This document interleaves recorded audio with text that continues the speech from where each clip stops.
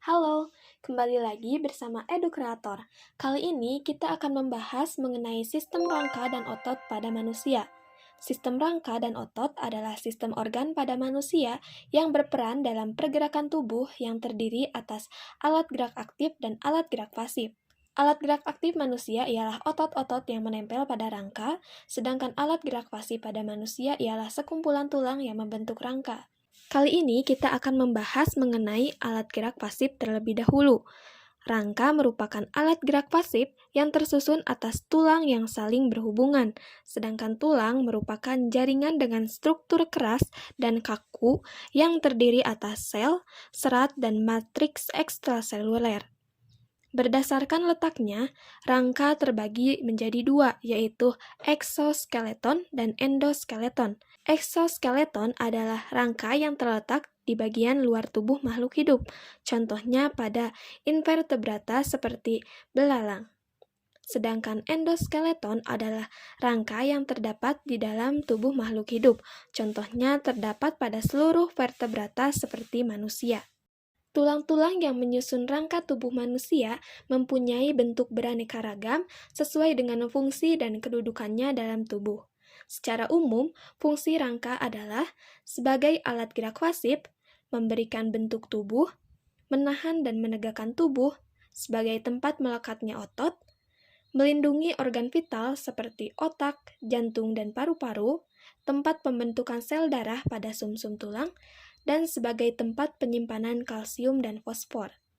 Susunan rangka manusia dewasa terdiri dari lebih kurang 206 tulang. Berdasarkan letak tulang-tulang terhadap sumbu tubuh dikelompokkan menjadi dua macam, yaitu rangka aksial dan rangka apendikular. Pertama, rangka aksial. Rangka aksial adalah rangka sumbu tubuh yang terdiri dari 80 tulang, meliputi tulang tengkorak, tulang belakang, dan tulang rusuk serta dada. Tulang tengkorak disusun oleh tulang-tulang pipih. Tulang tengkorak dibedakan menjadi dua, yaitu tulang bagian kepala dan tulang bagian muka. Tulang tengkorak bagian kepala atau kranium mengelilingi dan melindungi otak. Tulang tengkorak bagian kepala terdiri atas 10 buah tulang, yaitu satu tulang tengkorak belakang, satu tulang dahi, dua tulang ubun-ubun, dua tulang pelipis, dua tulang tapis, dan dua tulang baji. Tulang tengkorak bagian wajah atau muka menyatu dan tidak dapat digerakkan, kecuali tulang rahang bagian bawah. Tulang tengkorak bagian muka terdiri atas dua tulang rahang atas, dua tulang rahang bawah, dua tulang pipi, dua tulang mata, dua tulang hidung, dua tulang langit-langit, dan satu tulang pangkal lidah. Selanjutnya adalah tulang belakang. Fungsi tulang belakang adalah menyangga tulang tengkorak, menyokong tubuh, menjaga kestabilan tubuh, dan sebagai tempat melekatnya tulang-tulang rusuk. Tulang belakang terdiri atas 7 ruas tulang leher, 12 ruas tulang punggung, 5 ruas tulang pinggang, 5 ruas tulang kelangkang, dan 4 ruas tulang ekor. Kemudian, tulang rusuk dan tulang dada atau disebut juga tulang badan. Tulang rusuk terdiri atas 3 jenis tulang, yaitu 7 pasang tulang rusuk sejati, 3 pasang tulang rusuk palsu, dan 2 pasang tulang rusuk melayang. Sedangkan tulang dada merupakan tempat melekatnya tulang rusuk bagian depan. Tulang dada terdiri atas 3 bagian, yaitu bagian hulu, bagian badan, dan bagian taju pedang. Selanjutnya, rangka apendikular. Rangka apendikular adalah rangka alat gerak yang terdiri dari 126 tulang, terdiri atas tulang gelang bahu, tulang gelang panggul, dan tulang anggota gerak yaitu tangan dan kaki. Tulang gelang bahu terdiri dari 2 tulang belikat dan 2 tulang selangka yang melekat pada tulang dada. Tulang gelang panggul terdiri atas 3 jenis tulang yang berkaitan erat sehingga membentuk suatu lingkaran yang berlubang. Ketiga tulang tersebut adalah 2 tulang panggul atau tulang usus, 2 tulang duduk, dan 2 tulang kemaluan. Tulang anggota gerak dibedakan menjadi 2 kelompok, yaitu sepasang tulang anggota gerak bagian atas atau lengan dan sepasang tulang anggota gerak bagian bawah atau kaki. Tulang anggota gerak bagian atas. Fungsi utama tulang anggota gerak bagian atas adalah untuk melakukan berbagai aktivitas. Tulang anggota gerak bagian atas terdiri dari tulang lengan atas atau humerus, tulang pengumpil atau radius, tulang hasta atau ulna, ruas pergelangan tangan atau karpal, tulang telapak tangan atau metakarpal, dan tulang jari tangan atau palanges. Tulang anggota gerak bagian bawah. Fungsi utama tulang anggota gerak bagian bawah adalah untuk menopang berat tubuh dan mengatur gerak tubuh ketika bergerak.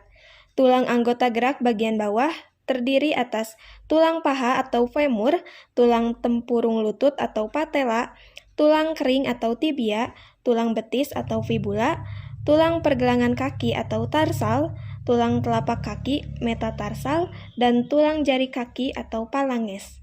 Berdasarkan zat penyusunnya, tulang dibedakan menjadi dua, yaitu tulang rawan dan tulang keras. Tulang rawan atau kartilago tersusun dari jaringan ikat berserabut tebal, matriks yang elastis, dan sel tulang rawan atau kondrosit yang terletak di dalam rongga kecil yang disebut lakuna.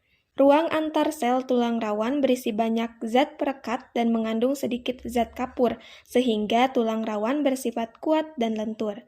Berdasarkan kandungan matriksnya, tulang rawan dibedakan menjadi tiga, yaitu tulang rawan elastis yang mengandung serabut elastis yang bercabang-cabang dan serabut kolagen.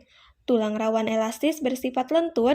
Tulang rawan ini terdapat pada daun telinga, epiglotis, dan bronkiolus. Tulang rawan hialin mengandung serabut kolagen yang halus berwarna kuning kebiruan dan matriksnya bersifat homogen. Tulang rawan ini bersifat halus dan transparan. Tulang rawan hialin terdapat pada cakra epifisis, ujung tulang rusuk, dan permukaan tulang di daerah persendian. Kemudian tulang rawan fibrosa mengandung serabut kolagen yang padat dan kasar sehingga bersifat kurang lentur. Pada orang dewasa terdapat pada ruas-ruas tulang belakang, lutut, tendon, dan ligamen. Selanjutnya, tulang keras atau osteon yang disebut juga sebagai tulang sejati, disusun oleh jaringan ikat yang mengandung mineral dan dibentuk oleh sel-sel tulang atau osteosit yang terletak di dalam lakuna. Osteosit satu dengan yang lainnya saling berhubungan melalui kanalikuli yang berisi sitoplasma dan pembuluh darah. Kanalikuli berfungsi memenuhi kebutuhan nutrisi osteosit. Berdasarkan ada atau tidaknya rongga di dalamnya, tulang dibedakan menjadi tulang kompak atau tulang padat dan tulang spons atau tulang bunga karang. Pada tulang kompak, terdapat sistem Harpers. Sistem Harpers ini mengandung pembuluh darah dan saraf sebagai penyuplai zat makanan untuk menghidupi tulang. Selain itu juga terdapat zat kapur, fosfat, dan serabut kolagen. Contoh tulang kompak terdapat pada bagian diafisis tulang pipa. Pada tulang spons tidak terdapat sistem Harpers. Tulang spons mengandung sumsum tulang dan sel lemak. Contoh tulang bunga karang atau tulang spons, misalnya pada bagian epifisis tulang pipa. Berdasarkan bentuknya, tulang dibagi menjadi 4, yaitu tulang pipa, tulang pipih, tulang pendek, dan tulang tidak beraturan. Pertama, tulang pipa berbentuk seperti pipa atau silindris dengan kedua ujung membulat. Tulang pipa dibagi menjadi 3 bagian, yaitu bagian epifisis yang berada di ujung tulang yang tersusun atas tulang rawan dan berbentuk seperti bongkol. Kemudian metafisis berada di antara epifisis dan diafisis yaitu bagian tengah tulang yang memanjang dan di tengahnya terdapat rongga yang berisi sumsum kuning dan lemak. Contoh tulang pipa misalnya pada tulang lengan atas dan ruas-ruas tulang jari dan tulang paha. Kedua, tulang pipih. Tulang pipih berbentuk pipih atau tipis yang terdiri atas lempengan-lempengan tulang kompak dan tulang spons yang berfungsi sebagai pelindung atau penguat. Pada bagian dalam tulang pipih, terdapat sumsum merah yang berfungsi sebagai tempat pembuatan sel-sel darah merah dan putih. Contoh tulang pipih seperti tulang rusuk, tulang dada, dan tulang belikat. Ketiga, tulang pendek. Tulang pendek memiliki bentuk kompleks atau pendek dan tidak beraturan. Contohnya tulang-tulang pada pergelangan tangan, pergelangan kaki, telapak tangan, telapak kaki, dan ruas-ruas tulang belakang. Keempat, tulang tidak beraturan. Tulang tidak beraturan memiliki bentuk yang tidak teratur. Tulang tidak beraturan terdapat pada beberapa tulang tengkorak misalnya tulang wajah, rahang, dan hidung. Selanjutnya adalah proses pembentukan tulang atau osifikasi. adalah proses di mana sel-sel mesenkim dan kartilago diubah menjadi tulang selama perkembangan. Jenis osifikasi adalah desmal dan kondral. Desmal merupakan penulangan pada tulang keras, sedangkan kondral adalah penulangan pada tulang rawan. Awal pembentukan rangka berupa tulang rawan, kemudian terbentuk pusat osifikasi primer pada bagian tengah tulang yang banyak berisi osteoblas. Osteoblas membentuk osteosit. Pertumbuhan ini berlangsung saat embrio berumur 9 minggu. Selanjutnya, osteosit tersusun melingkar membentuk sistem Hopkins yang mengandung banyak pembuluh darah dan serabut saraf. Selanjutnya akan terbentuk tulang spons. Kondisi ini terjadi saat embrio berusia 3 bulan. Setelah bayi lahir, di sekitar osteosit dibentuk matriks tulang dari senyawa protein yang mengandung kalsium dan fosfor yang akan membuat tulang mulai mengeras. Pembentukan pusat osifikasi sekunder pun mulai muncul pada setiap epifisis. Pada bagian diafisis, pembuluh darah semakin berkembang dan rongga medula pun terbentuk. Selama terjadi osifikasi, bagian di antara epifisis dan diafisis akan membentuk cakra epifisis. Bagian cakra epifisis terus mengalami penulangan yang mengakibatkan tulang memanjang. Apabila matriks tulang berongga, maka akan terbentuk tulang spons, contohnya tulang pipih. Sedangkan jika matriks tulang menjadi padat dan rapat, maka akan terbentuk tulang keras atau tulang kompak seperti tulang pipa. Tulang yang membentuk sistem rangka kita dihubungkan oleh bagian yang disebut sendi. Adanya sendi ini dapat membantu tubuh kita bergerak berdasarkan sifat geraknya. Persendian dibedakan menjadi pertama, sinartrosis atau sendi mati, merupakan persendian yang tidak memungkinkan terjadinya pergerakan, contohnya hubungan antar tulang-tulang tengkorak. Kemudian, amfiartrosis atau sendi kaku.